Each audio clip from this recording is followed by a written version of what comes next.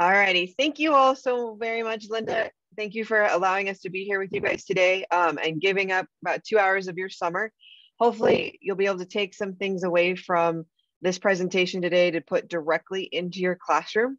My name is Heather Mall, and I am the co-coordinator of the Arizona Geographic Alliance. We are an organization that helps teachers teach more geography. In no way, shape, or form am I here to sell you a curriculum or give you tons of more stuff to put in your classroom. I understand as a past teacher myself that you have lots and lots to already teach. So my goal is to help you get ideas to put into your classroom with what you already do. So over the course of this 2-hour webinar, I'm going to talk a little bit about what geography is because you're probably already teaching it, and then give you a few examples of our lesson plans that we have on our website for you to be able to use, and show you a few other resources that our organization also offers. If you have any questions, just please put them in the chat. If I don't get to them right away, Linda has always given me the chat so we can go through it later. And if I miss anything, I will get back to you guys. But basically, I'm excited. I'm really happy you guys are here. Some great information that I'm hopefully will share, and you'll see, oh wait, I already do that. And that's what's pretty cool. So I'm gonna share my screen with you real quick.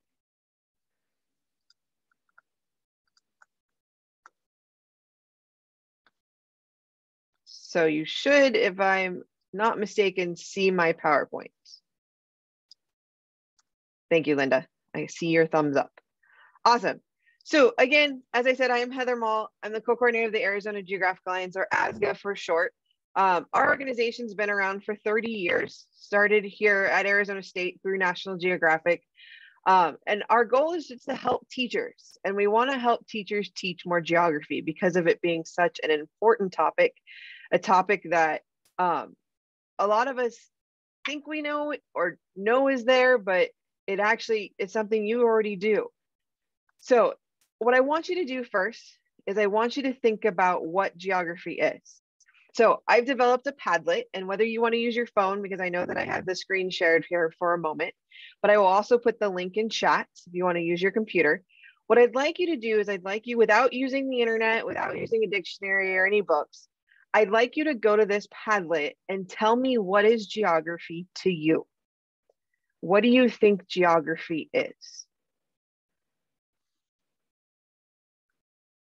So either using the QR code or the link in chat, and I will switch over here in a moment. Make sure everybody has a chance to see that.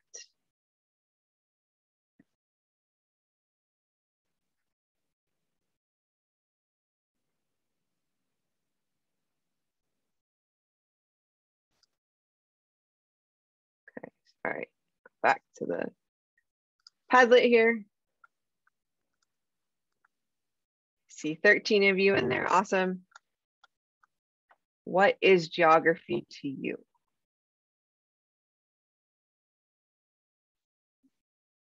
For those of you just joining us, I've put a Padlet in chat. You would just tell us what you think geography is. Perfect, I love it. Great definitions.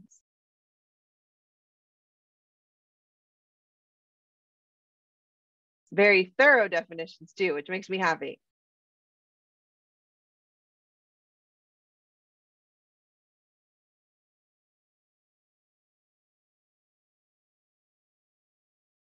So one that currently stands out to me, a better understanding of the world, where places are located, physical landforms, the study of how people interact with their environment.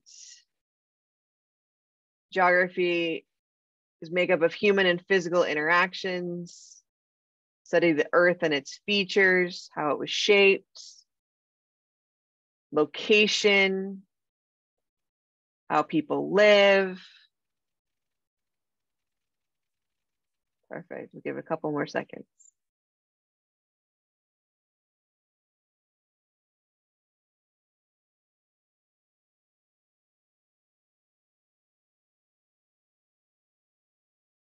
How it impacts everything. Wonderful, great answers. And what's so cool about geography is none of those are incorrect. Geography is such a diverse subject, a subject that allows us to incorporate so many other subjects and concepts. And that's what makes geography so unique, is we can look at the physical environment, we can look at the human environment, the cultural environment, political environment, and we're all talking about geography, whatever it's doing. No worries about Padlet. We won't be using it again. So thank you though for putting it in chat. What I love about geography is, so I taught actually earth and space science. So I taught more of the physical geography. But what I loved about it is when I taught it, I could tie it to the cultural aspect of it. I could tie it into that social studies class. I loved when the kids would come to me and go, but Ms. Mall, we're learning this in social studies. Why am I learning this in science?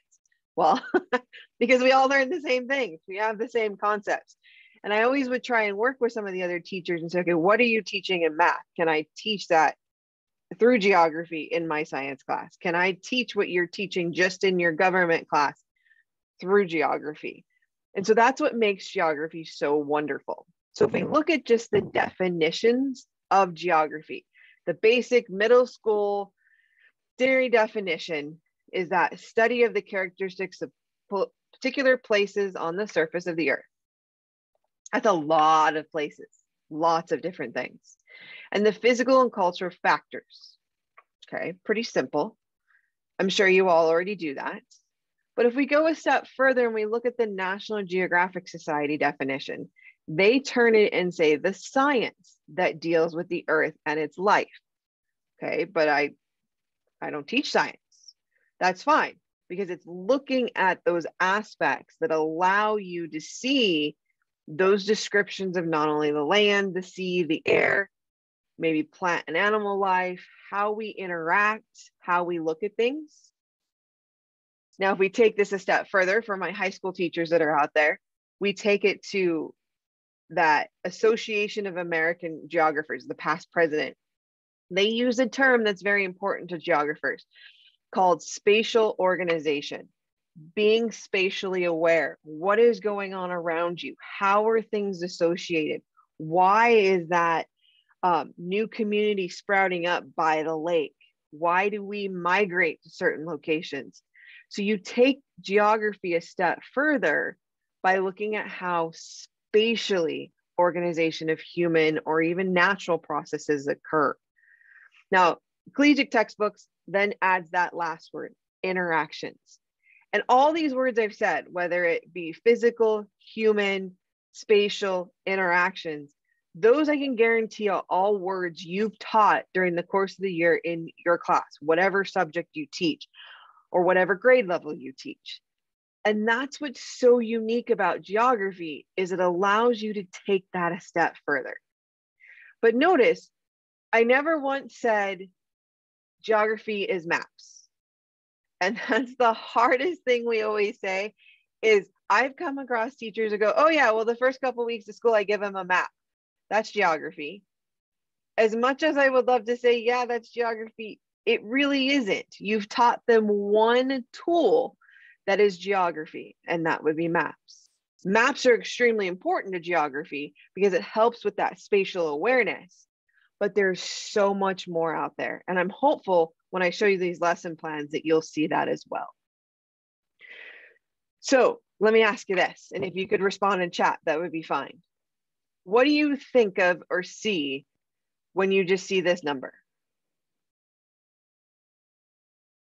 What comes to mind when you see this big number and that's it? Okay, 1/8 of the world, money, India. I know, we would all like $1 billion.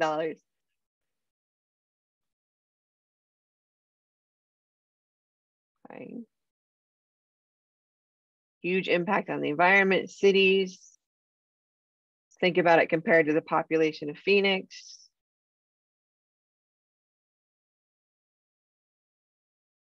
Right. I've done that too, where I've had to count the commas to figure out how large the number is, because it's a big number. So if you think about that, and you're looking at your students and you put this number up on the board, are they going to be able to grasp what 1 billion is? And so I know I stated, geography isn't maps, but maps is just one of the many tools that you can use to show this. So instead of just giving the students this number, you could show them this map where each color equals 1 billion people. So instead of having to count the commas or having to look at how many zeros there are and not being able to grasp population, I mean, they may think Arizona has 1 billion people. But after showing them this map, showing them the different colors, it helps them be spatially aware of where people are in our world. Okay, I don't know about you, but when I taught, kids loved food. So you could also talk about food, looking at McDonald's, countries with and without McDonald's. Where are they not located? Why are they not located there? You could compare it to the population on this previous map. Is there enough people there for McDonald's to want to put one there? Maybe they don't have expendable income. If you're an economics teacher, you can talk about where they wouldn't put a McDonald's because people aren't going to buy fast food.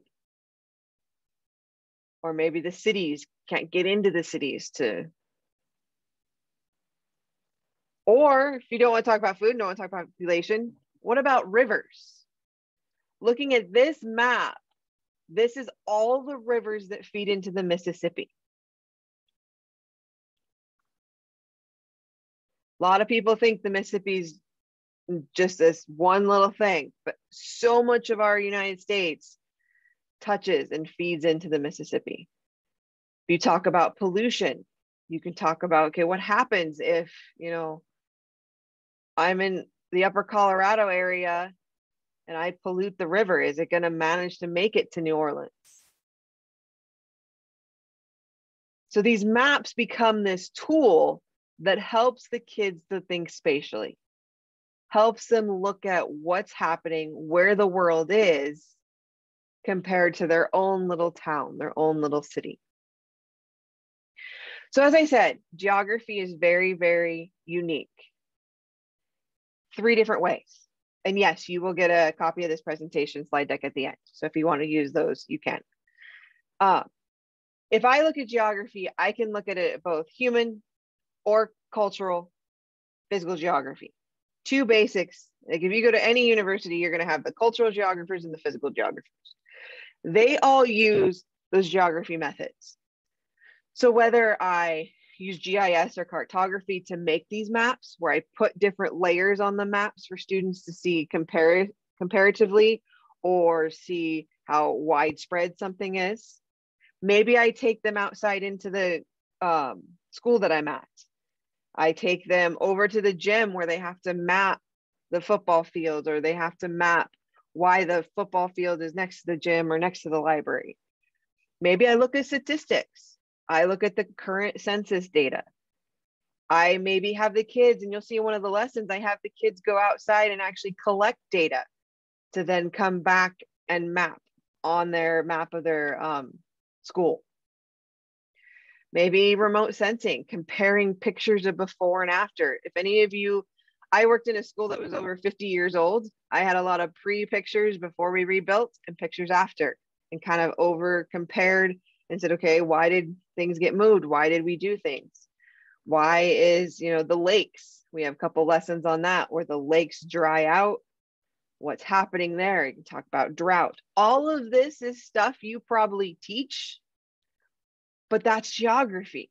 So you are teaching geography. You can feel good about yourselves because you are teaching geography. I may look at human geography and go, well, how do I teach that? If you teach economics, you can tie in geography, looking at financial aspects of any country, looking at why net worth is changing from one location to another. I could look at political, and there's lots of geography there, cultural, historical, many different ways. Physical geography, whether you teach social studies, whether you teach American Arizona history, you can teach a little bit of physical geography, looking at the climate of Arizona, looking at plants and animals that exist in an area.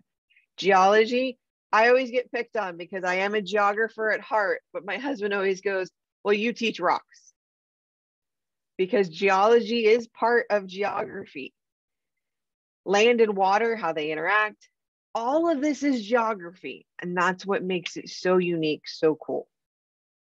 So why? Why should we study geography? Why should we try and put it into every subject out there, including art? Got any art teachers? We can show you how to do that as well. Well, traveling. Our world has become so much broader and so much easier to travel. And so learning about those cultures, learning about what to do in different locations allows students to grow and become spatially aware and be good travelers. So they're safe. To use the tools of geographers, to use those maps, that is just one of those many tools, to use the population pyramids, to use the cartograms, to use any of that statistical data to help them interpret, analyze, and infer what's happening in our world. To understand dominant characteristics of places. Why do I have to do this when I'm in this country? Or why is this an accepted practice? You become literate. You know what's going on. And that adds to current events. When so much data is streamed now, where instant information, apps on phones that, something happens in the news, we instantly know it's there. It allows, not only the students that we're teaching, but the next generation to be spatially aware. If something comes across, the wars that are happening in our world, we know where those are. We know what's being impacted. In addition, one of my favorite reasons to study geography is you can relate to other people. You understand where they're coming from, understand what their beliefs are and their cultures are, and it opens your eyes to such wonderful things. And of course, to link history, economics, civics, geography, all those key subjects together so that it becomes this well-rounded curriculum. And that's what geography is. Geography is such a unique subject. And I know we don't have a class on it. I'd love to have a single class of geography, but what I love about geography is that every single subject, whether it be PE, whether it be art, whether it be math, can in some way, shape, or form teach geography. Now, as I said in the very beginning, I know as a teacher, again, I told you I taught earth and space science. I also taught chemistry. I had things planned from day 1 to day 180. And that was, I didn't have time to implement or add another lesson or another lab. So I completely understand that you don't really want to add anything else to your curriculum. But hopefully over the next few slides, when I show you some of our lesson plans, maybe 1 or 2 of those ideas is something you already teach. And maybe it will give you that spice, that change in your classroom that you're looking for. So all of these lessons I'm going to show you are on our website. There is no firewall, no sign in to get into our website. So our website is geoalliance.asu.edu. All of these lesson plans are free. They're written by teachers for teachers, and they're wonderful. And I don't just say that as the co-coordinator of the organization. I taught for 13 years and used these lessons because they're so detailed, they're so easy to follow. And if you see a lesson, because this is 6th grade through high school, if you see a lesson for a lower grade or a higher grade, these lessons are so unique that you're able to modify them for whatever grade level you're at. So if you want to take a little snippet out of the lesson, please feel free to do so. That's what I love about these lessons is I don't have to teach procedure 1 through procedure 20. I can pick, hey, I just want to do procedure 5 with my class. So you can pick little portions of what you want to do from these lessons. So let's take a look. How many of you, if you just give me a yes in chat, teach the 5 themes of geography to your kiddos? If you don't, put a no. Ooh, I like seeing yeses. Perfect. Wonderful. Thumbs up work too on the screen. Yay. Okay. No is great. Thank you for being honest. That's awesome. Maybe we can change your mind here. See, now history is not the 5 themes. Depending on what you teach, you might be able to pull the 5 themes in because they're so unique. And let me explain what they are. So those of you that know the 5 themes, you can say them with me, but you got location, place, region, human environment interaction, and movement. All of those are the 5 themes. So if you teach anything about movement, whether it could be your body, if you teach dance, it could be social media movement, if you teach English, it could be the movement of art, if you teach art, human environmental interaction, anything, environment, if you're a science teacher and you teach about the environment, you can talk about humans interact. I laugh because I was talking to Linda before. I'm in a jacket right now and it's what, 91 degrees outside because my office is freezing because we have the air conditioning on. So what's unique about human environment interaction is there's so much you can talk about. Location and place and region help you become spatially aware. So this lesson actually has grades 5 through high school. So it all depends on how you want to do it and how you want to look at it.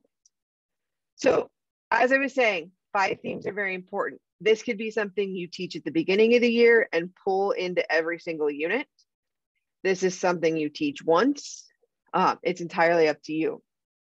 But the overview of this lesson is kind of everything I've all said, is that it's important.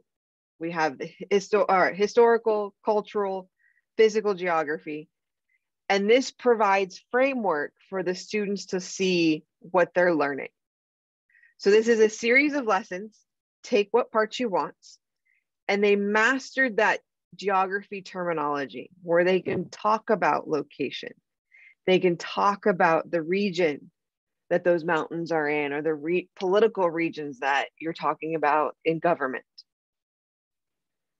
So what it has is it has you go over the 5 themes with your students. You recall that definition, and this paper you see on the right-hand side of your screen is part of the lesson plan. Any student materials, any worksheets we give the students or have you give the students, the author has provided them. They are in PDF form, and most of the time they come with a key because we all like the key. Make sure we know what the author of the lesson was thinking.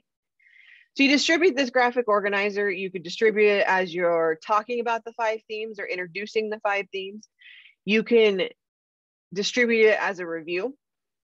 You can post it on your board to have the students look at. But there is this graphic organizer to look at the 5 themes. One part of this lesson uses postcards. I know postcards are becoming outdated. I actually saw some when I was at a conference last week at the little gift shop. Very tempted to buy one of each. But postcards are so unique because you can look at a postcard and you can identify many of the themes of geography.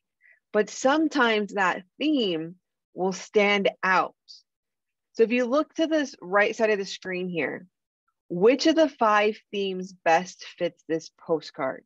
So again, location, place, region, human environment interaction, or movement. What do you see on that postcard? You just put that in the chat. Location, place, region, human environment interaction, or movement.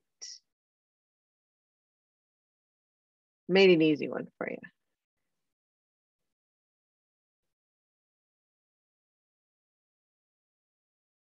You may see all of them, but what's the best one that fits?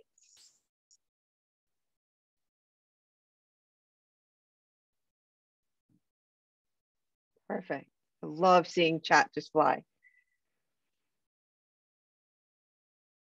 See, movement, excellent, because you see the train, right? But I love all of you that put human interaction, because is a train a natural phenomenon?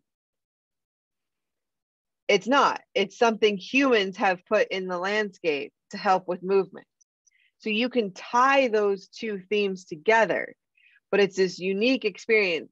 Because I don't know about you, I always had those students that loved debate, loved being able to argue their points. And so you could have them look at how they interact. And so this lesson has you collect postcards, whether you have them yourself from a postcard collection, whether you grab images off Google, but you have the students go through these postcards and decide.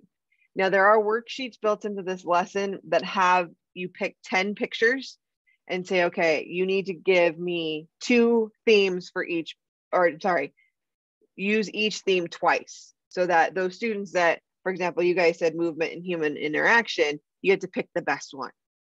And so there's different aspects as well. And some of these images are included with the lesson. It just depends on copyright laws. So this is one thing you can do, one part of this lesson plan. The next one I always love doing, because it has the students create their own postcards. And whether you want to mail them to a relative back east, or if you've got a teacher friend that teaches a different school, you can mail them, or you can just display them in your classroom. I used to set up butcher paper with each of the 5 themes. And as we switch concepts, as we switch areas, we would make more postcards to put up on the walls. So this has the students create a postcard looking at one theme. So maybe their theme's Arizona, and they create a postcard for each of those themes. Here's the example. So on the picture side of the postcard, if they were looking at place, maybe they're doing Grand Canyon or a cactus. When they do location, maybe they do a map of Arizona. I always loved collecting the map postcards. That's the geographer in me, because you could see everything that was happening in that state. Region, maybe it has a map of the Southwest or a drawing of the Sonoran Desert. Human environmental interaction, you could draw an air conditioner or a drawing of people water skiing, open pit mine, hiking the Grand Canyon, and movement, drawing of immigrants coming to Arizona, a map of major highways, the population of Tempe when school starts again, or Tucson when school starts again. So you have different aspects that you can look at. And then on the writing side, the students get to write. And so not only are we teaching those geographical concepts, English teachers could get in on this and have the students write, have the students read each other's postcards. And it combines all those subjects. You get to hit on those standards of not only are you doing the standards. And what's unique is if you go and look at the social science standards, the 5 themes of geography are not explicitly in there. What I mean by that, it doesn't say, line item, teach the 5 themes of geography.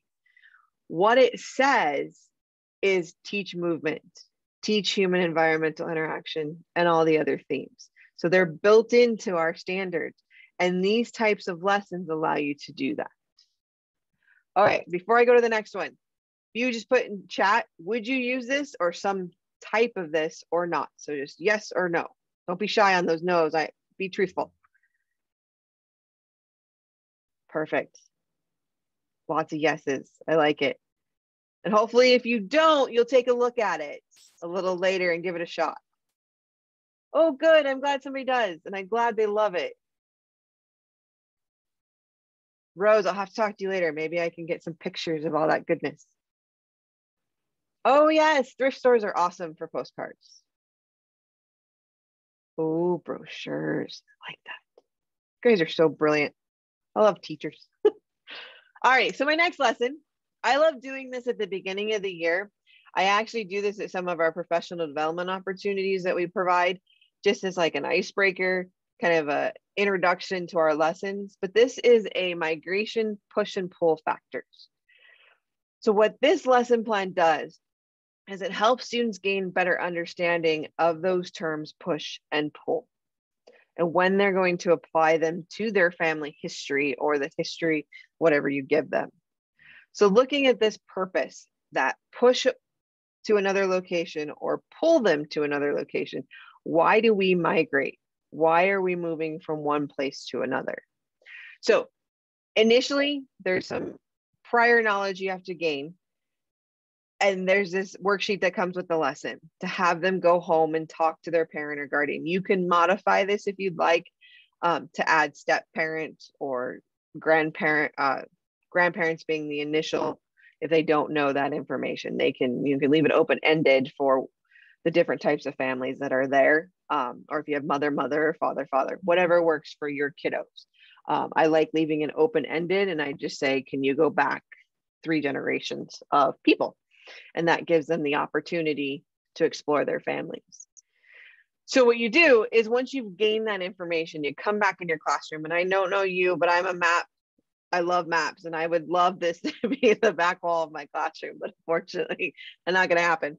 But if you do, you can take a world map. If you don't have a world map, you can do it digitally. I've done it in Google Docs before where the students have moved little thumbtacks. But I usually use a world map. And maybe if Linda wants, she can, again, give me 10 names from this webinar.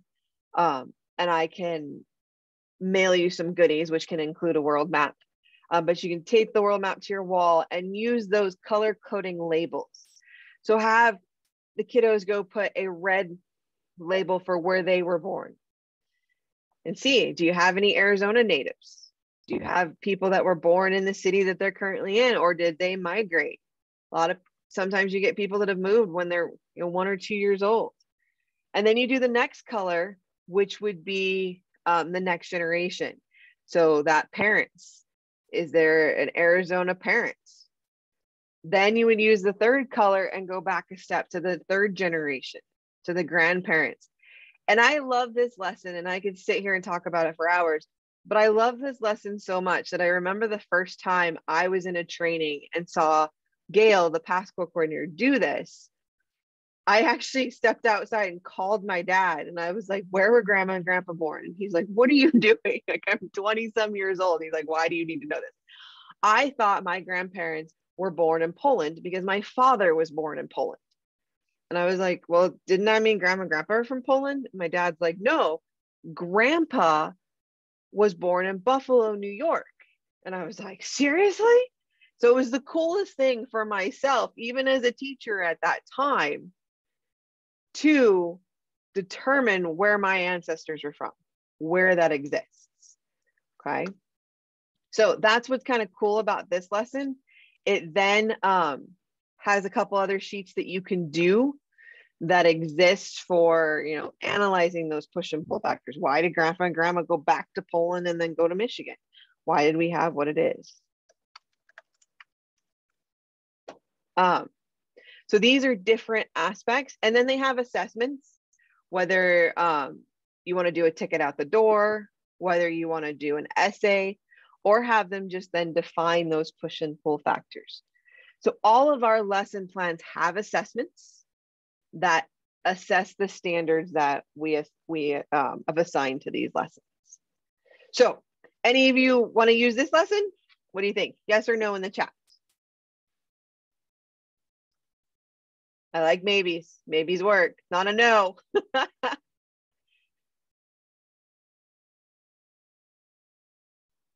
Modifications are good.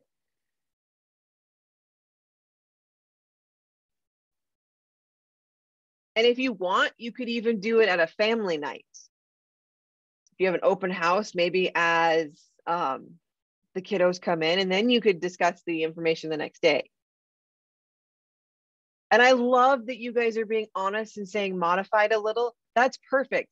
We want you to take parts of it and we want you to modify and put into it's your classroom. You're the professional. So definitely take what you need or want. Perfect. Awesome. Okay, let's go to the next one because I got tons to show you, some goodies here. Okay, Hot Town, Summer in the City. I just love this title, so very unique. In this lesson, you may have to become buddy-buddy with your science teachers, and I'll explain that in a second. But Hot Town, Summer in the City, we look at so much of the problems that happen in our world. It's what we end up teaching. But what's unique about this lesson is we can have the students look to analyze and take a course of action to help them figure out how to fix something. And so the purpose of this lesson, they're going to explore a geographic inquiry. So they're going to analyze some data. They're going to look at it geographically. They're looking at it spatially. They're gathering data. They're researching, and then they're going to make an informed action of what they want to do. And so you can be like, haha, look at me. I'm collecting data, which I know is pretty cool in some classrooms because the kids take ownership of it. So here's where I said that you might have to become buddy buddies with your science teachers. Some of the science teachers might have infrared thermometers. So go find them. If not, because of COVID, a positive COVID, the only thing you think of as positive is they become fairly cheap because a lot of companies are using them now to do temperature and instead of a thermometer, they check your temperature with an infrared thermometer. Maybe your PTO can provide them. If you become a TC, you can use our stash. I'll talk about that later, but you need an infrared thermometer for this one. So talk to those science teachers, talk to your parents. But you're gonna introduce the lesson by asking them to predict one material is gonna be hotter. So you're gonna need to find two materials to put under a heat lamp, whether it be brick, whether it be plastic, whatever you're looking at. And then you're like, okay, how would I evaluate the temperature? Can I touch it? Can I see it glow? Can I pour water on it?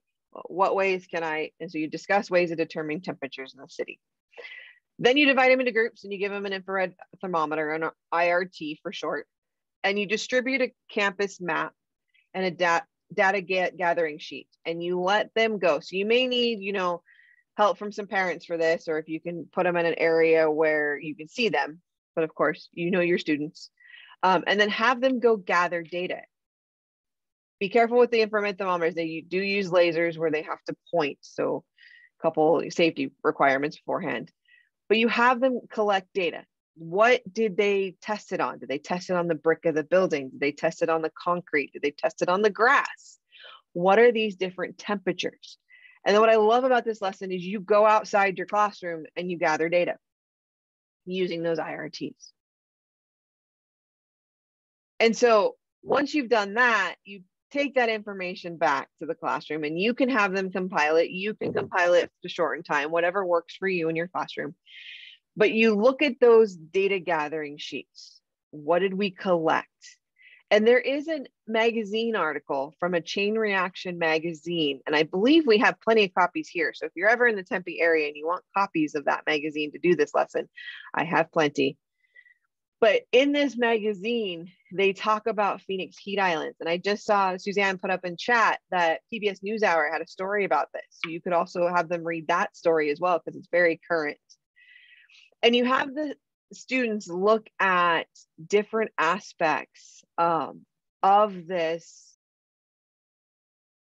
stories, these different articles. The Chain Reaction magazine is linked on this lesson. So if you want to do it digitally, you can. If not, if you're ever by our office, you can always have as many copies as you need. But you have each student. So there's A through J there. You can divide them into groups and they're going to look at those different stories that are in that magazine and kind of jigsaw or report back to the class. But they expand their knowledge on the problem that's happening in Phoenix, in the world with urban heat islands. Why is it important that we look at different aspects of what we're building, what we're doing? Yes. Thank you, Suzanne, for putting that up there. Okay. Then once they've done that, they've shared out what they've learned from those articles, you can take them a step further to review solutions. And there's a link in the lesson, it's up here as well, for the EPA heat island cooling strategies. And so they can look at some of the cities that have created these green roofs. They're pretty unique if you see them in person, where you pretty much have a garden on a roof, or white roofing, where you put white paint or white material down to cause the albedo to change. And then that very last picture, I put that one up there on purpose because as we are stationed at Arizona State University in the School of Geographical Science and Urban Planning, sorry, very big mouthful, Our Urban Climate Research Center has actually done some research on painting the streets white. And so in a few cities around Tempe, they've gone through and done some of the white pavement to see if that's changed. And so depending on what grade level you teach, whether you teach, AP to 6th grade, you can do different aspects of this lesson to have them look and figure out what would the best thing to do. I mean, Phoenix temperature is always so much hotter because we have Sky Harbor and all of that asphalt that exists. What do we need to do to fix that? How can we make Phoenix cooler than it is? Because urban heat islands are, a very hot topic right now. So that's what makes this lesson so unique is they collect data in their own area. Maybe there's things that they can do in their school to help cool for lunches, help cool for in the afternoon or PE. I mean, maybe they don't want to be on the black black rubberized material of the courts that they use. So it gets them that idea where they're taking action on something. And that's what's very unique of this lesson. So do it like I did last time. Any of you would use parts of this lesson, or maybe if you're not going to use it, maybe you want to explore it, maybe take a peek at it. So if you put that in the chat. I like want to. Yes, yay.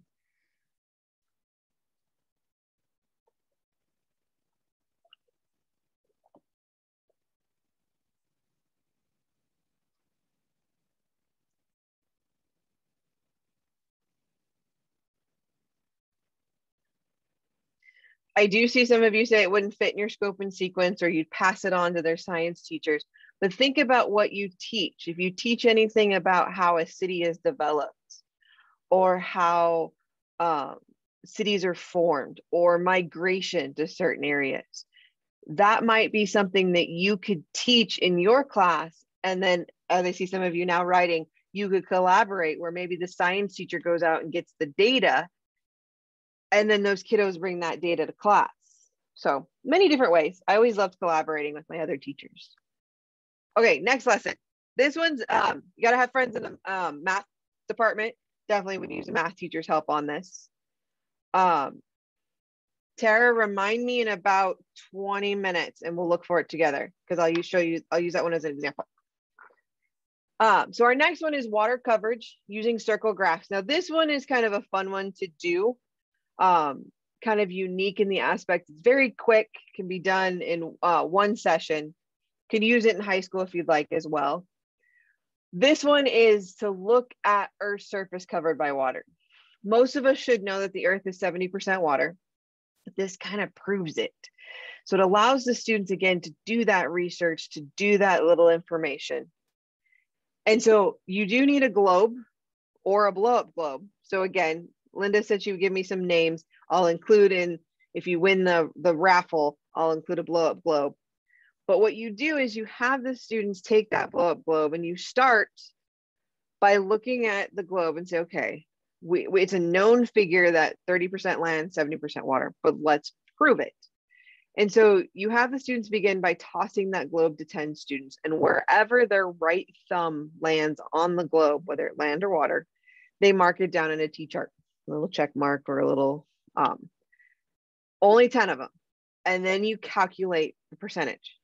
Okay, are you 50-50? Are you 60-40? What are we looking at? And then it allows, whether it's a math teacher, whether it's you, to discuss, okay, we only have 10 people though. What happens if we continue to pull data? Will that number become more accurate? So looking at this, you do it 20 or 30 tallies. So every person in your class gets a chance to hold the blow-up globe. If you don't have a blow-up globe, you can have them spin the globe and then safely stop it and see where you're at. Or there's other ways that are listed in this lesson. But once they've done that, this is where the math comes in, where you can have them create a circle graph or a pie graph using a compass or a protractor for your final information, where you've got your T-chart and you have how much exists. So you can distribute those tools and create a pie graph for your class data. So maybe first hour is different than sixth hour, depending on where their thumbs landed. So this allows those students, and I didn't put, sorry, the student example up there, but allows them to not only collect data, but allows them to create that circle graph. So maybe you are the data collector that's talking about the earth, and then you send that data off to the math teacher to create the circle graph, or you create it in your class as well, because graphs and different charts are very important to all different ways of learning. So very short lesson can be done in a day when you're looking at the comparison of water to land. And you could even go a step further and say, okay, what is the comparison on the southern hemisphere to the northern hemisphere? Is there a lot more land in the northern hemisphere than there is the southern hemisphere? What do you see there? Okay, yes or no? Would you use it? Would you pass it on? Would you share it? Would you not use it? No, don't be shy. I like thumbs up.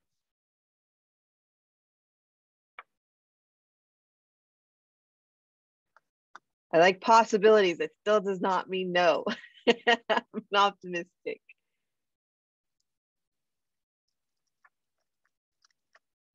It's also something you could do, like if you have a shortened class period because of an assembly or a fire alarm, whatever works.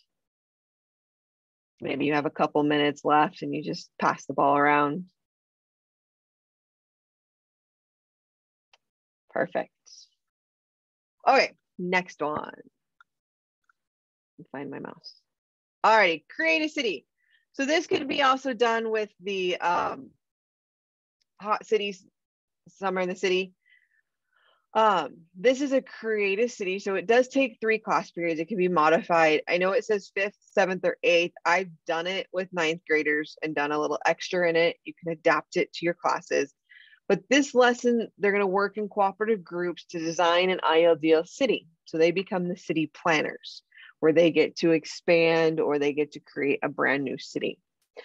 So they're going to design a city, but they have to explain why. So many times we just do the, okay, make a city, but this has the students take them that step further. Why did you put the library here?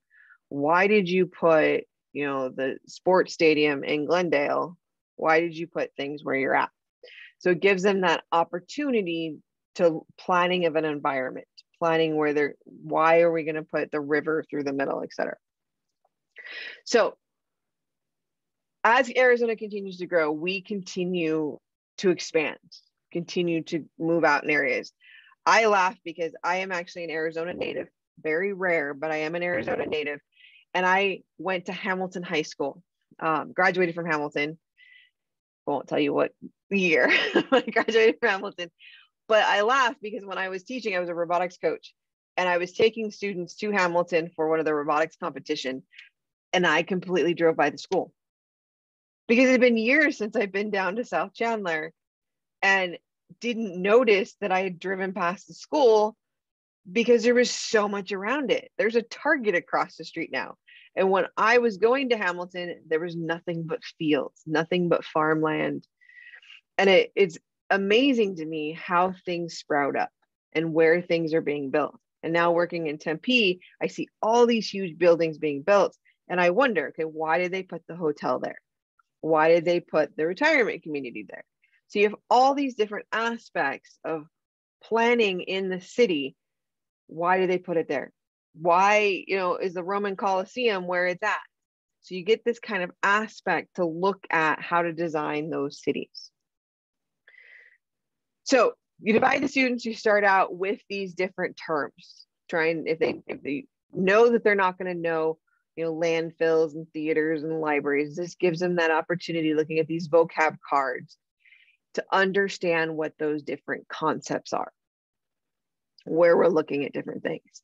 So you can give them examples. If you want, you can personalize it and give them examples in their community. Maybe you have something unique to your city, maybe a tourist attraction, or maybe, a hidden gem that we don't know about. But you have them look at, and then they can give more examples. Okay, what theater do you have there? What is the library? Are you lucky enough to be at a high school that has a public library attached, or do you have to go down the street to the public library? Now, once you do that, they have a writing prompt that they look through.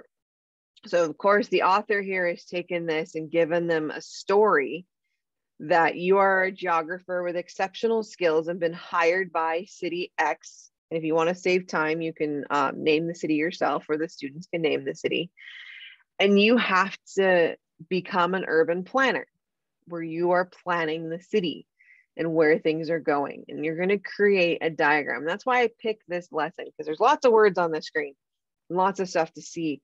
But not only does it have them do a written speech as city officials, so they kind of do that mock trial, but in a mock city council, they also get to be artists. So for your students that like to draw, students that like to create, this lesson gives that opportunity. For those students that like to be the public speakers, it gives them those opportunities as well. So it's very unique lesson where you can take parts of it that you know your students are going to do well with, whether it's creating that city, displaying that city, or speaking about that city. So if we look at this, these are provided on the right-hand side, you see them there. Those are the little pieces that the author provided for you to use for your city. So if you want the students to have all comparing together, they can cut these pieces out and build their city. I always laugh because when I first saw this lesson, I was like, oh, it's like SimCity, that game I played as a kid. Not sure if anybody else has played it, but that game where you would build a city. And the newer ones, as it got better from when it first came out, like you had to have a police department, fire department, sewage that, you know, made people happy and put it around. So it was, I think it was urban planning. If you ever played that as a kid, you were meant to be an urban planner. But it's this aspect, okay, where am I going to put the restaurants? Where am I going to put the school or the office complex? Where am I going to make sure I have housing for low income or high income or apartments, shopping centers? Where do I need to think about this? I need to think about transportation. So it gives you all those different aspects and makes a good city for them to be in. So again, they can use blue construction paper or brown construction paper, and you can show them an example if you like, but then they get creative, they're unique. And students are going to want to add their own things because this isn't an inclusive list of everything you can put in a city. So what you can do is you can give them the option to add them. And if you have students that need starter sentences for their speech, or they need starter sentences to think about where they're going, those are provided as well in this lesson, giving that kind of, where are you going to put this? Why are you going to put it there? So here's one of the examples that was poster board size that they created. They added a little lake with gardens and trees. And so they can get very creative in where they're putting things. And you can also talk to them about how the streets are developed. Arizona is very unique. Most of our streets go north, south, east, west. We're in a grid system. I will perpetually get lost when I go back east to family in Detroit and Pittsburgh because their streets are so not north, south, east, or west. And so you can think about that. Do our roads have to go those directions? And it's those conversations you can start having. Maybe you're reading a book about historical Rome and you want them to build a city. Where would it be? You're talking about those different aspects in a book that you're reading in English, and tying that creating of a city, tying that idea in allows those students to expand their spatial awareness. I always love the books we read or still read that have maps in them so that you can see where things are and how close they are or where they exist. So this lesson allows them to create that. If you are technologically advanced, you could have them create it in any of the programs that are out there. They can, create the boxes and the squares and do it digitally. If you'd like to do it online as well, those are also options. Yes, having a city planner come would be awesome. And any of our urban planning professors, I'm sure from our department, would love to talk to students too. So if you need any help with that, let me know and I can get you in contact with our career specialist and she can get you a hold of some city planners. We also have on the school's website, so not our website, ASGA's website, there are career pages that could talk about that. That's on the School of Geographical Sciences and Urban Planning's website. But that would be great. Rose, thank you for that. Alrighty. Would you use it? Would you think about it? Would you maybe see where you could put it in your program? Of course, adapted. That's perfect. Yay, I like interesting. Cool, lots of yeses.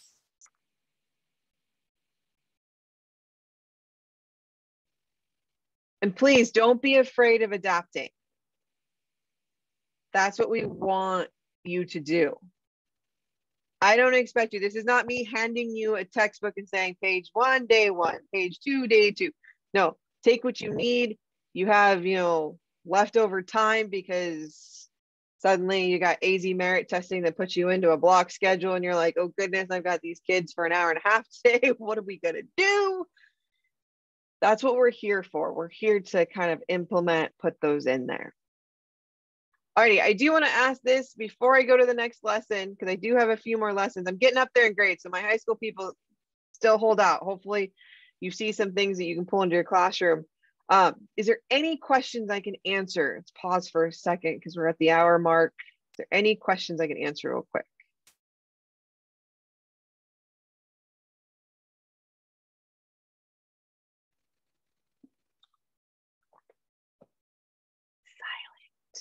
Silent. It's really weird not seeing any faces. But thank you for being in chat. I know you're all still there. All right, next lesson. We got lots of goodies, and then I want to get to our website. So, characters of culture. The next 2 lessons I'm going to show you, you can take little bitty parts of it, big parts of it. You can do one and then the other. You can do just one or each, but both of these lessons I picked because they're very unique when you look at culture and look at different aspects.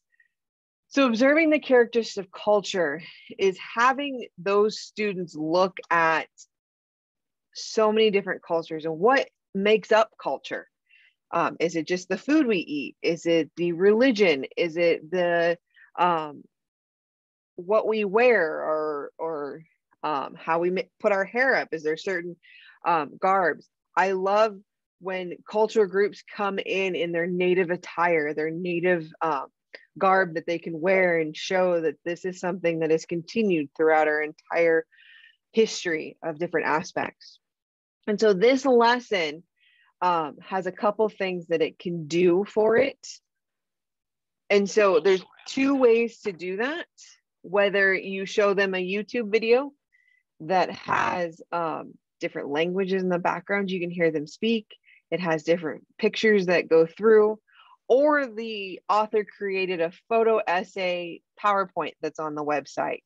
So you could click through the website the PowerPoint as they look at these different pictures.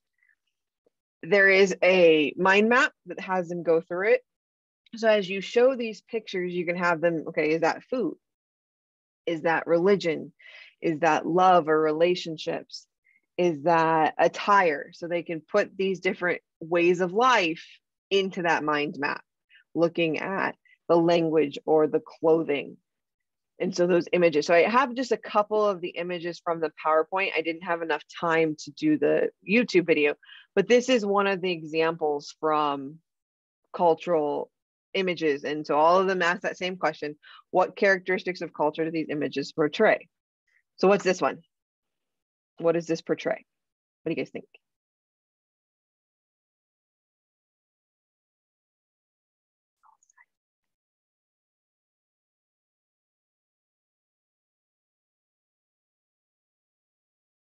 Okay, 4th of July, food, US culture,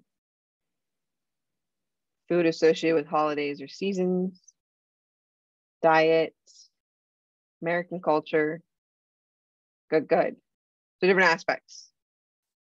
And I did pick that one because it had the hot dogs like American flag, since, Monday was the 4th of July. How about this one? What does this portray?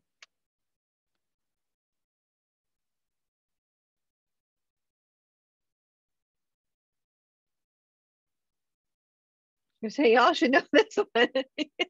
You're there every day. Yes, school and education. And you can add photos. As I said, I grabbed a couple. There are more throughout there that show education in different areas. And the food, you could have the students tell what food exists. I mean, is there some? I always talked about food for my grandparents that were Polish. We always had this little wafer that she would send around at Christmas. So it was that unique food that we would have. And this one, if you can kind of see it, what does that portray? Rose got it. She's on top of it. I think she had it pre-typed. Kyle's got it too. So language, this one portrays language, all the different aspects.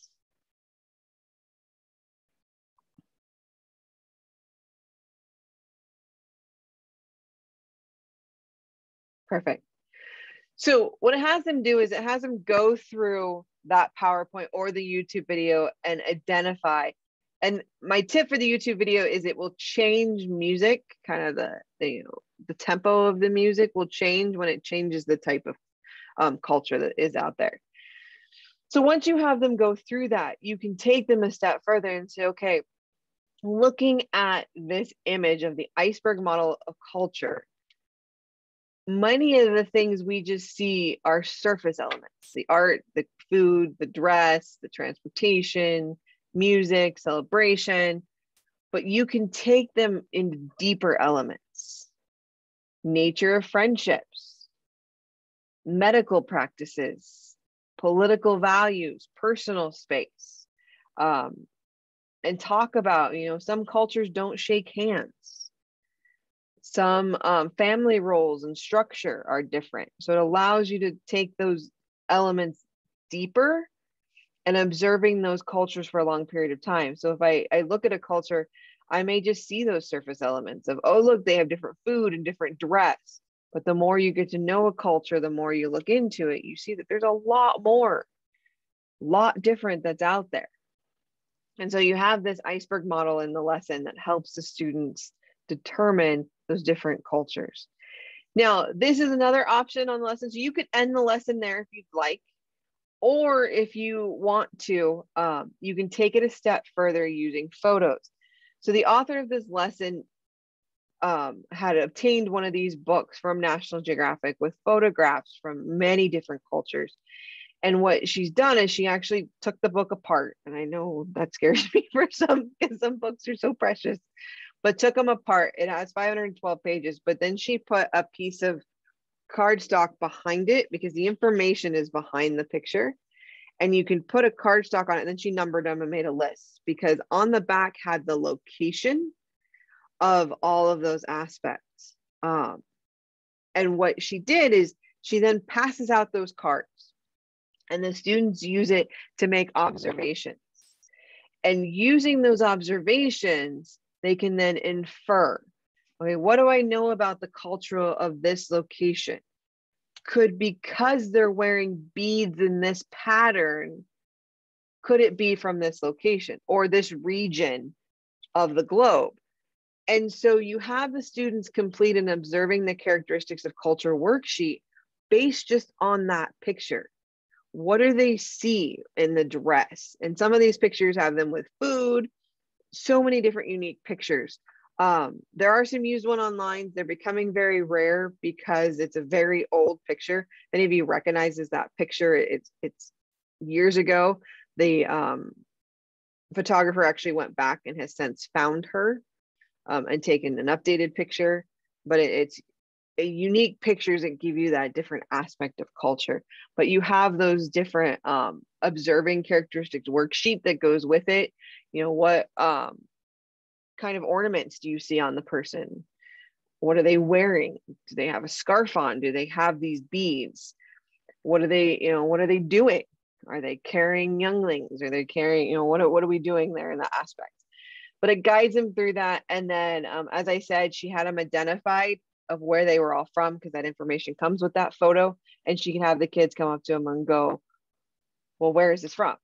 Is it in India? Is it in, where exactly? Okay, narrow it down.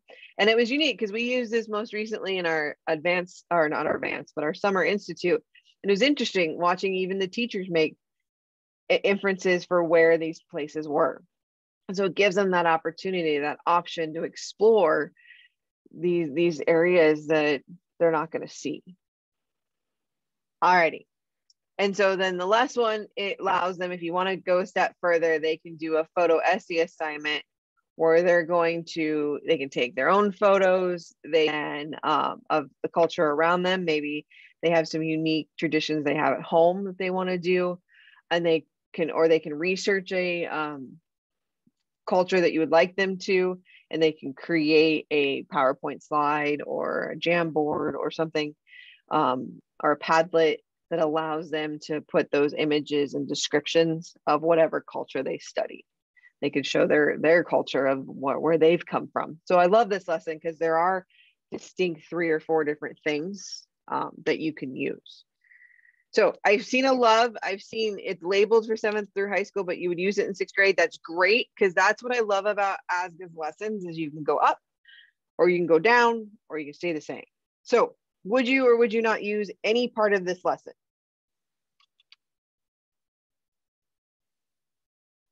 Make sure you're still awake out there. Yay. Lots of yeses. Good, good. Love it. Perfect. Awesome. If you haven't found one yet, I still have a handful left. So I'm hoping you're going to find some more in case that one didn't.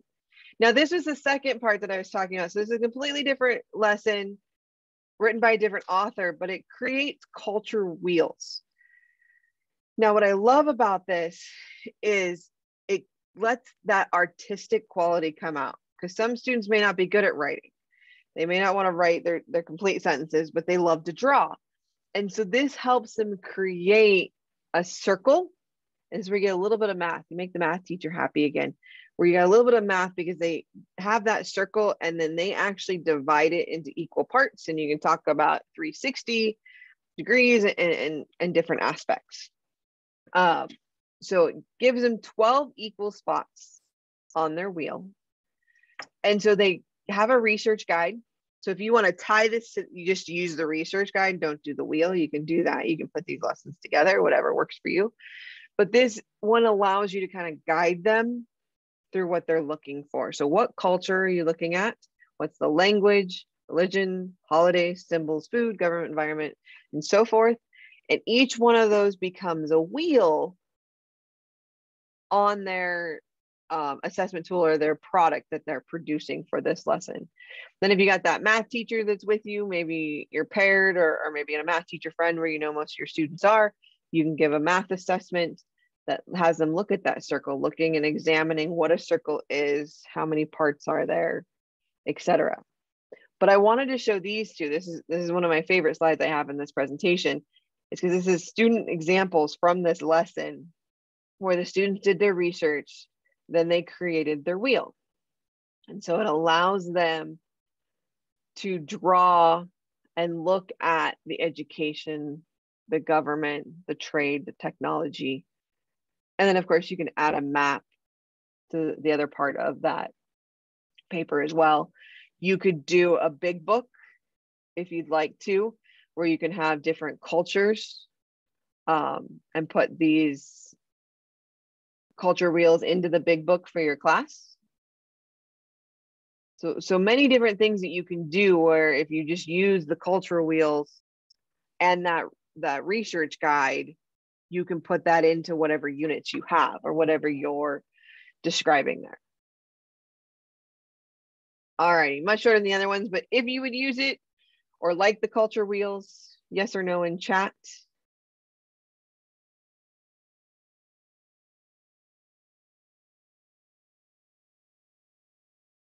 I have exclamation points this time. Yay. And I like the maybe. Maybes are good. Perfect. I appreciate you guys continuing to chat and chat.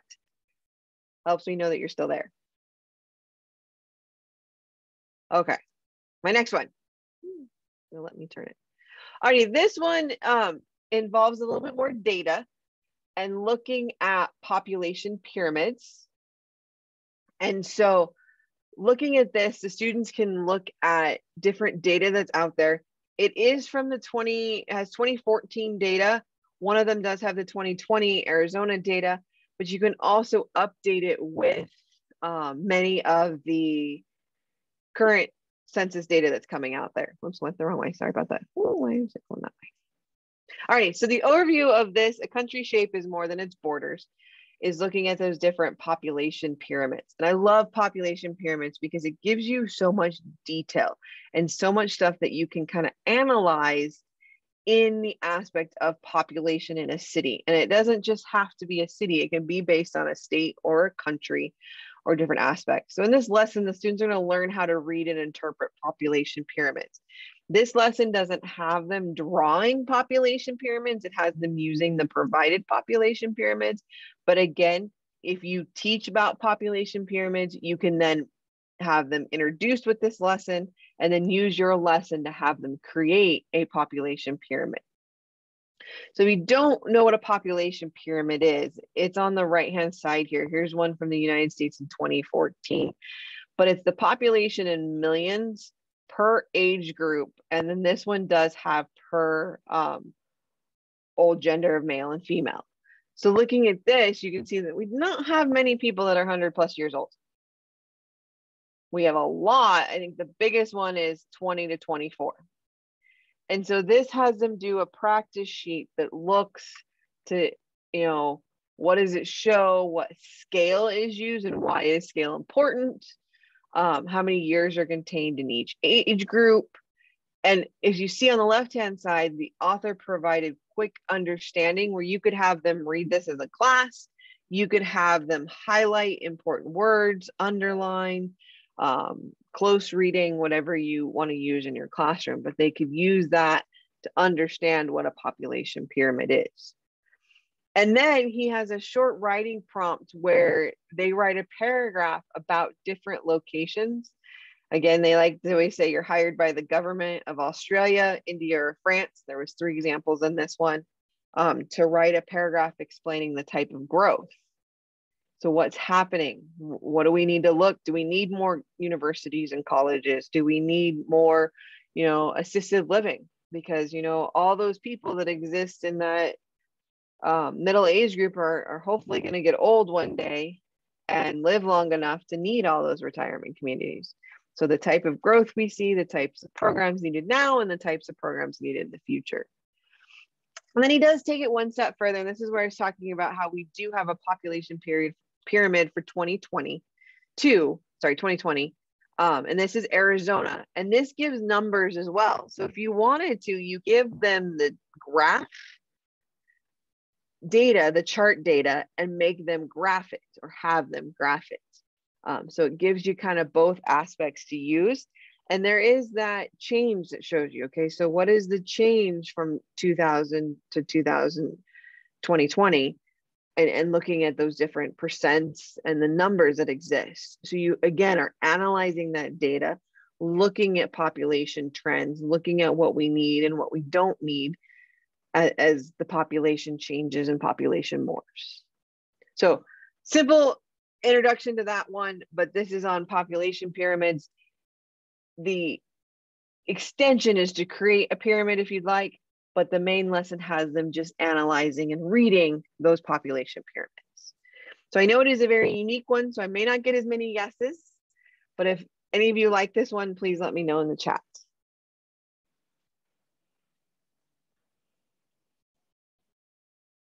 Many more maybes. Oh, there's some yeses. No is fine. Hopefully you've gotten one that does excite you. New concept. I like it. Population pyramids are fun. I can get lost in them because I like looking at where the population fits.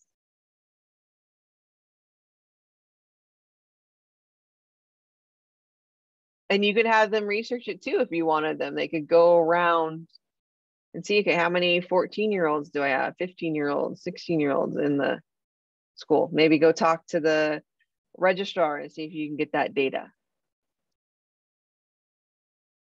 Perfect. I like options. All right, couple more. Here's one called NIMBY, or Not in My Backyard. This one takes current events and has them look at what's happening around them, kind of speculating to what kind of land uses is existing. Why is that, Coyote Stadium being, used in Tempe, kind of those stories that exist. So this one, the objectives they're going to look at, they're going to identify how others perceive such issues. Why do I not want a golf course in my backyard? Why do I not want a sewage plant in my backyard?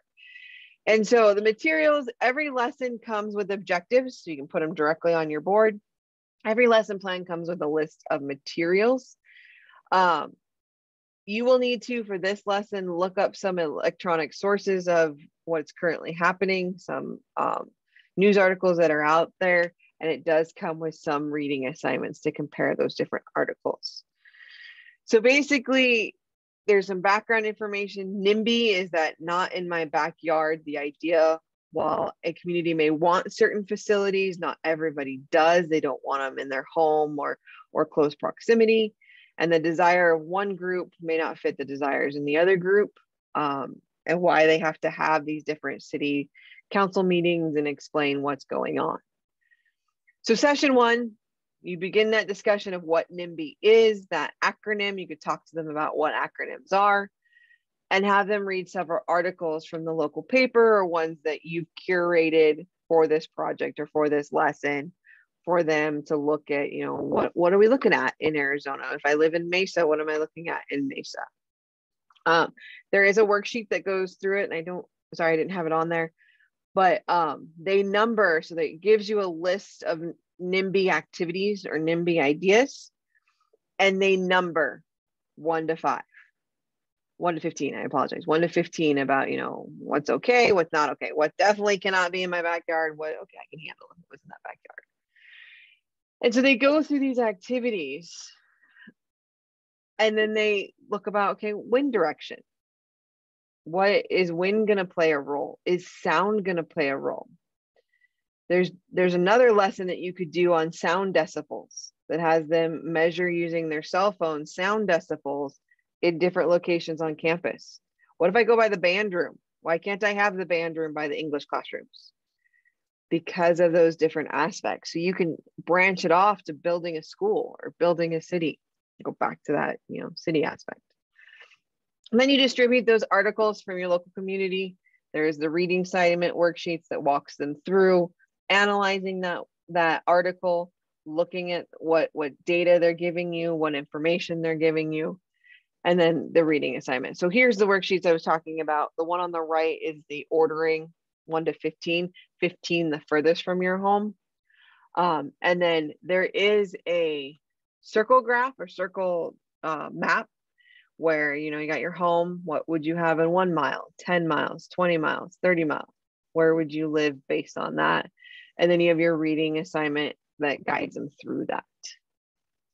So this one has quite a few steps. You could use 1 or 2 things. You could simply use the worksheet for 1 through 15, whatever you end up seeing. So what do you think? Yes or no?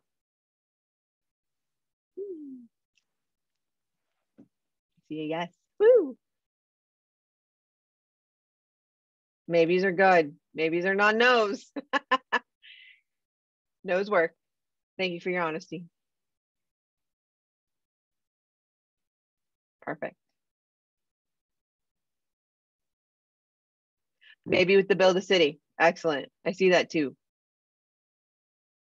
Awesome. Okay, next one, because I am looking at the time, so I want to look at some other ones. So here's a cartogram. If any of you have ever made a cartogram, I love this one too, because it's such a unique map that allows you to see different aspects. So in this lesson, students are going to learn that a cartogram is a thematic map which the size and shape is disoriented. So it doesn't show the correct spatial awareness of land mass but it shows based on the size and population or whatever you use to look at that cartogram. So this looks at the Great Compromise of 1787, has some student note sheets, has some of our wonderful maps that we do provide on our website. So whether you use any of our lessons today, I'm going to show you our maps as well. Has a cartogram ruler that you use. You need some graph paper and some colored pencils, but it takes that population cartogram using the census data from that Great Compromise. And you could even go a step further. I saw some of you say that you use census data in your classroom when you talk about the census. You could have them do an updated cartogram of current census data. But there is an explanation of what the Great Compromise of 1787 is, student note sheet that goes with this reading. So if you want to add more reading to your classroom, you can do that through this lesson. As a class, they can read it aloud and discuss this, and they can fill in their student note sheets. Then they get to make these wonderful cartograms that show the differences that existed between the two. So depending on, like the top right one is 1,000, the bottom one is 10,000. So you can see the differences that existed there, and creates this, okay, where were most of the slaves that existed during this 1790 census data? And then they can create these cartograms. And so you could do that with population current. You could have them go create and get more data to then make a cartogram. And so here's one of our maps that we do offer, free Blackline Masters maps.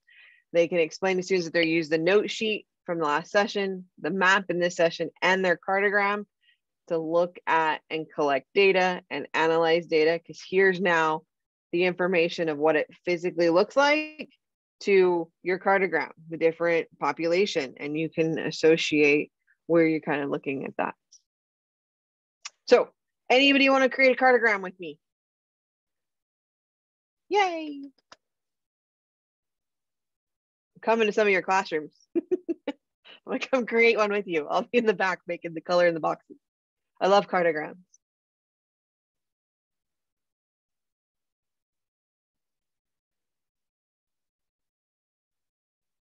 Perfect. I love all the yeses. I love the honesty and the maybes. Thank you for being honest. Perfect. Okay. I think I've got one or two more, and then I'm going to show you our website. So we're doing great on time. Arizona, I love always doing some stuff that is close to home, especially if you're an American Arizona history teacher, you have all this information you can show them. But this lesson, students are going to understand the role of the decision in the Miranda versus Arizona rights, and why do we get read our Miranda rights. And I love this lesson because of all the primary sources. So I didn't do a bunch of information because I just wanted you to absorb the primary sources that exist in this lesson. And we have a couple great lessons. Like we have a lesson on the Dust Bowl involving the movement to California that has a picture of an ad for crop farmers. And I love looking at primary sources that allow the students to see. And I can't wait, as weird as this sounds, to see the primary sources we have developed and will have for the pandemic. What are we going to be able to see 20, 30, 40 years from now that have become primary sources for our students to understand what happened in 2020? And so this lesson has them looking at the timeline and mapping the process of that Supreme Court case, looking at Ernesto Miranda and what happened and his arrest and the fingerprinting and everything that went through.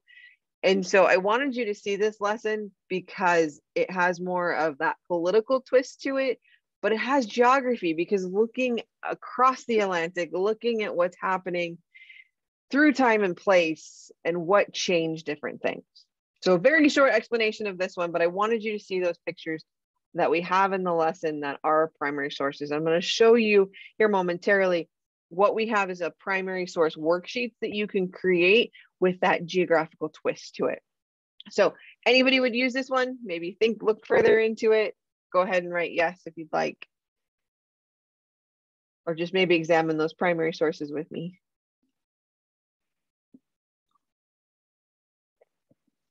Any of you that do timelines might be a good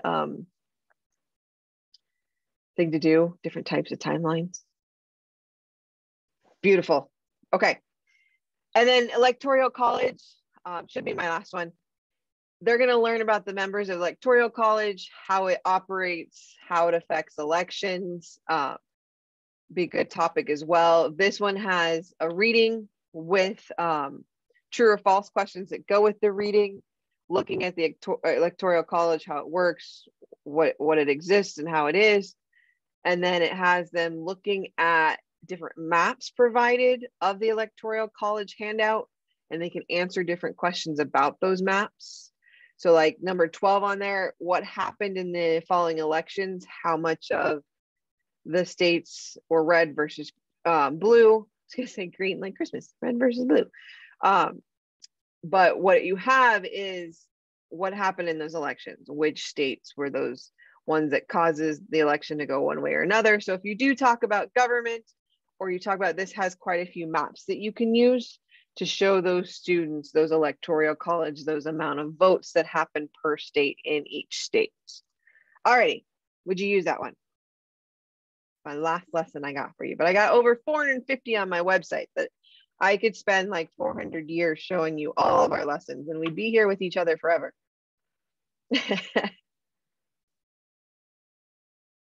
Okay. So this was for a couple of my older grade levels in there. Pass it on to your teammates. That's awesome. Thank you, Jessica. Awesome. Cool. Well, then let me show you some of my awesome things that I love on our website. So all grade levels have a lesson list. So if you were kind of my high school teachers and didn't get much out of this because it was lower level grade, don't be deterred. Don't leave the meeting yet, because I have lesson lists for every grade level that exists based on the standards. So if it's a standard, a geographical standard that exists, it's going to be on our website. So let me get to our website. And I'm going to put it in chat so that you can join me there if you'd like, or if you just want to follow along with me, you can do that as well. So there is our website, and you can get to our lesson list that I was just talking about on the right-hand side here. So along the bottom, it says lesson list by grade level. If you click on that, it's going to give you a hyperlink to each grade level. So I'm going to start with high school. So our 9th to 12th grades. On our website, we have about 450 lessons spanning 9th to 12th grade. And if you look at this, our high school geography standard use geographical data to explain and analyze relationships between location and place and regions, key tools and representation such as maps. All of these lessons that exist under here are hyperlinks for, and will cover that standard. So for example, one of them that I showed you today is the migration push and pull factors. So I can click on that and it will take me to that migration push and pull factor, the one that I showed you earlier today. Each lesson page is going to look like this, all identical, and it has the duration, the grade range, and then it has separate files. The teacher instructions is a PDF page, and they're all in the same, what we call Binko format, that has the standards. So if you need to go into your standard book and check off which standard you're using, you can do that as well. And then overview and purpose. If I need to write my objectives on the board, each lesson has objectives in the students will be able to format. The list of materials, what am I going to need? Do I need to go find, markers or sticky dots? Do I need to go find the Mary Poppins that I know we have each in our departments to be able to find that? And then it has links. I'm going to give you a tip here. I got to go back and fix all of these, which may take a while in 450 lessons. Sometimes, like if you see, if I hover over that, you might be able to see in my bottom left corner, see how it stops at map I apologize that they haven't, sometimes the link don't work when it goes to a next line. So what I want, make sure you copy the whole thing. Just go here and don't do copy link address. Go to copy and then paste it. I'm gonna have to talk to our editor and get that fixed because the links aren't working. But all of these, see, page not found. And so these all have those different things that you need.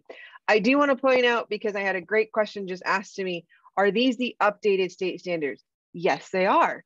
Our retired core coordinator just couldn't retire, so she went back into every single lesson and updated it into the current adopted state social science standards. And so they are all the updated standards that exist now, current and ready to go. So great question. Thank you for that. But there's different procedures. This is pretty much what I was showing you guys in each lesson presentation I gave you. And then there also is an assessment. So how do I assess each of those standards? And then some extensions. If you liked it so much, maybe you want to put that map outside your classroom and have the student body do that. I'll pass on that. Thank you, Suzanne. We'll give Gail a big hug for that when I see her tomorrow. I was so grateful she did that. But all of this is, this is just the teacher instructions, but in there, then you've got the student worksheets. Maybe I've used this lesson plan and I need, I just need the worksheets. I can come just pull these worksheets down. So there's that, where were you born? Here's those push and pull factors. Here's that Venn diagram that they're creating. And some of these that exist here. So here's those maps. Maybe you don't have a world map because you haven't been to one of our professional developments and haven't gotten a map. But here's a giant US map that you can old school poster put together where you overlap the edges and tape it together. Now notice, everything I'm clicking on is just links. I have not signed into anything that exists there. So these are all just different aspects I need to get over, and it's underneath my screen. Sorry about this, guys. Okay, so looking at those lesson lists, do I have, and some of them, if they haven't errored out on me, have an audio visual presentation of the lesson. So either an author or somebody very, very close to that lesson has done a presentation. That's for you, the teacher. Like kind of what I just did, but more specific into the lesson. So if there's something in the lesson you may not understand, this is there for you. Not all lessons have that. We only have about maybe 30 that have those. But yes, so you have your lesson lists that exist over here. Whatever grade you teach, I think I got some 8th grade teachers out there, all these different lessons. So maybe you want to use Dr. Seuss's Lorax to look at environmental issues. Again, it comes with student examples. Sometimes when the author provided them, vocabulary cards if you need them to practice their vocab. All of this is there. Again, no login required.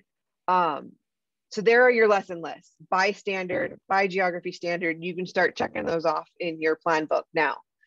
Now what's cool, apologize, let me log out so you see what you're supposed to see here. Up here is another tab that a lot of our teachers love. It's called maps, because we always love maps. Now, as I said, maps are important, but they're not singularly what you should use teaching geography. So looking here, we have the world. So whether you just want the world centered on the Atlantic Ocean, you can use it in whatever you need. Maybe you want a map of the US and Southwest, and you want the US states labeled. Maybe you don't want them labeled. That is there as well.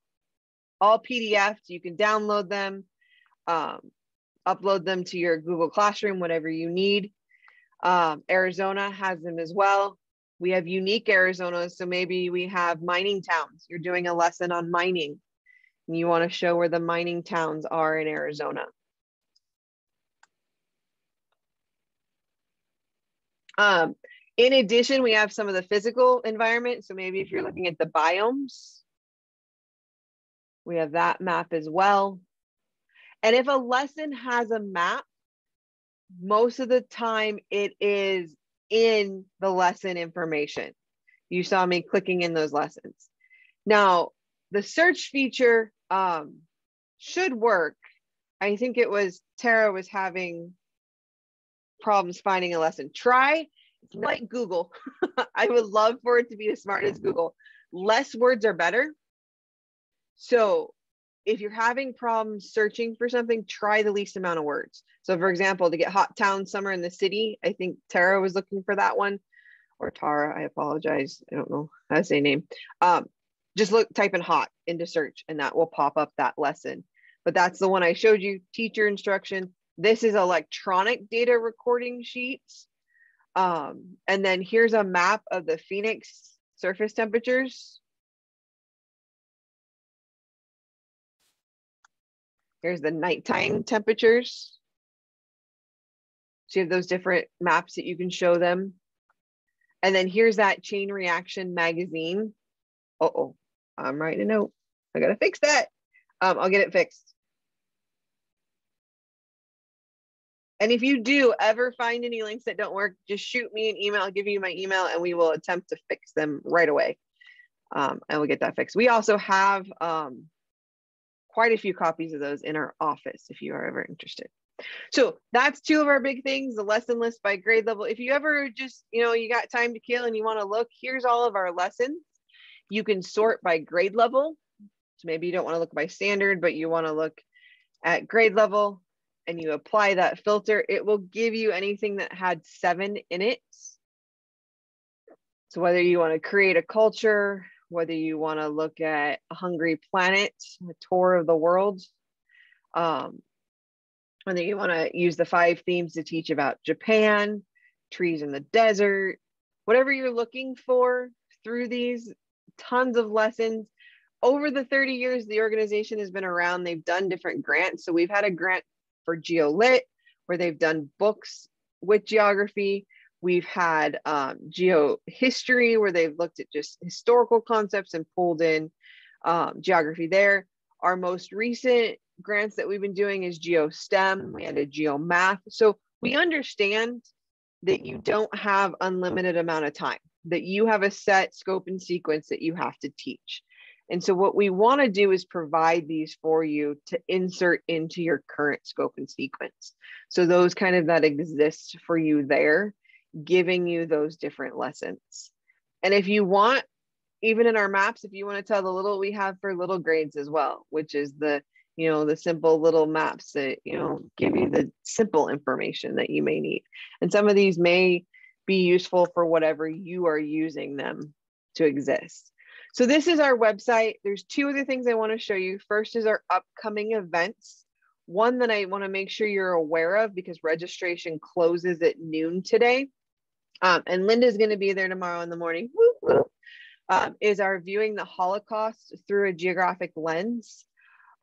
It's going to look at the journeys of Holocaust survivors and looking at kind of human migration. A lot of times they focus on the war, you focus on other aspects of the Holocaust, but our kiddos are so used to being able to tell mommy and daddy, hey, we're going to California to go to Disney World or Disneyland. We can just hop in a car and drive there. Or I can get on a plane, or I can go to the ATM and get cash. And so that aspect of, it's no big deal to travel. Think about that migration that had to have happened during the Holocaust. And so this is actually an in-person workshop for us tomorrow here at Discovery Holiday Issue. It is from 9 to 3:30. Registration is up and running. It will close at noon today as I need to finalize some of the stuff for tomorrow.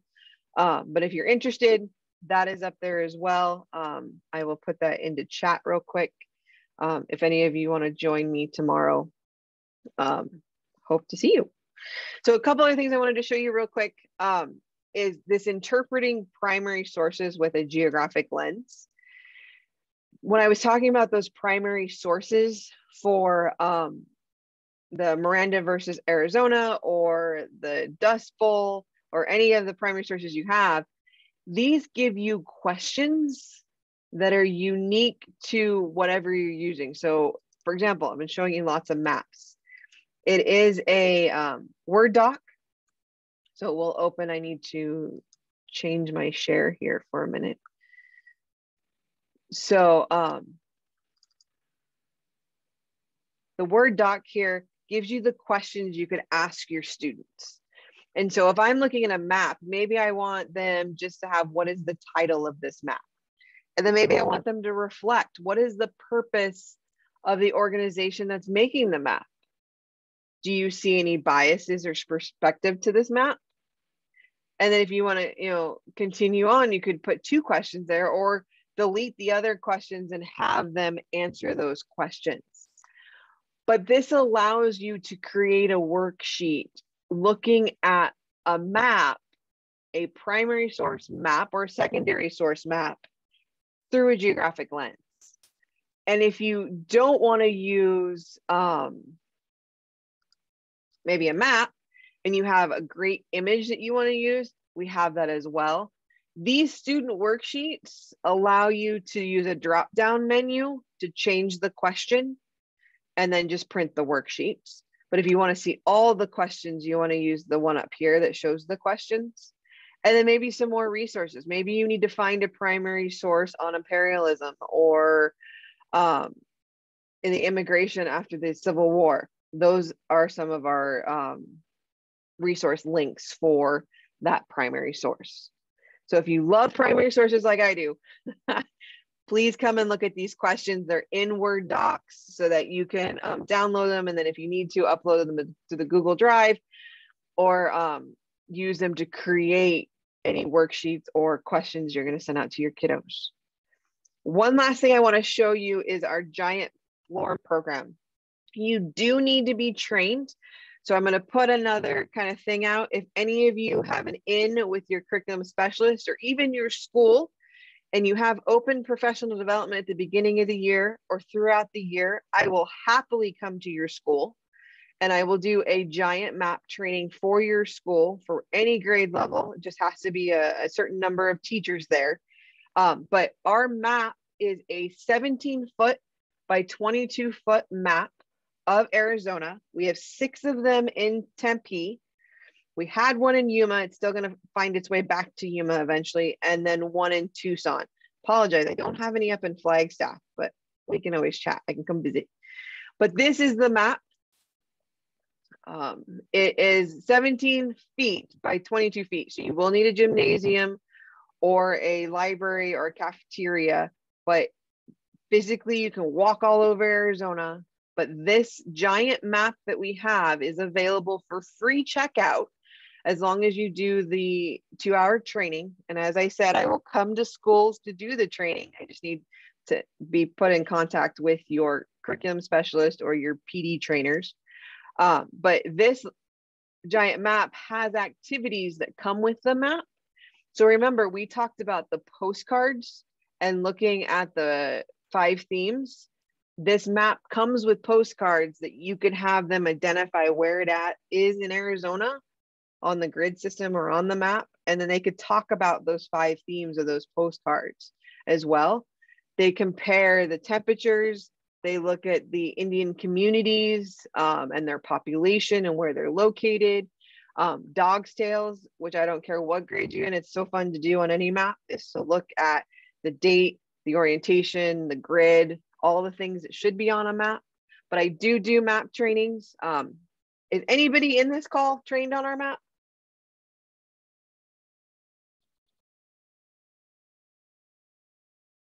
Silence. That means none of you. You all need to be trained. It's so much fun.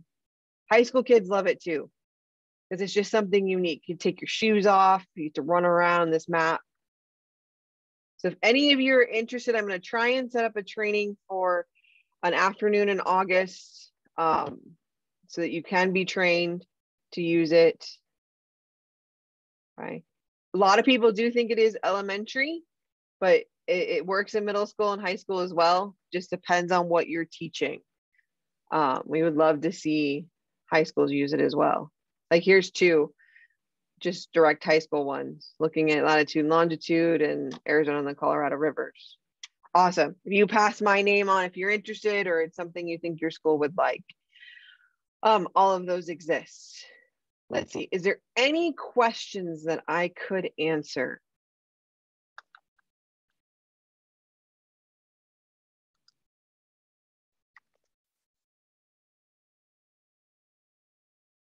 Alrighty, that is my email that I'm putting up for you. That is pretty much everything I have for you guys. What I'd like you to do, if you wouldn't mind, I have a very short survey that just helps me, with our sessions here. If you could take a moment to fill out that survey, I would really appreciate it. That helps me a lot. As you see, it'll just pop up very quick questions for you, nothing too crazy. I will stop sharing so that you can see your screens again. But if you have any stop recording questions as well here. Okay, perfect. Stop recording.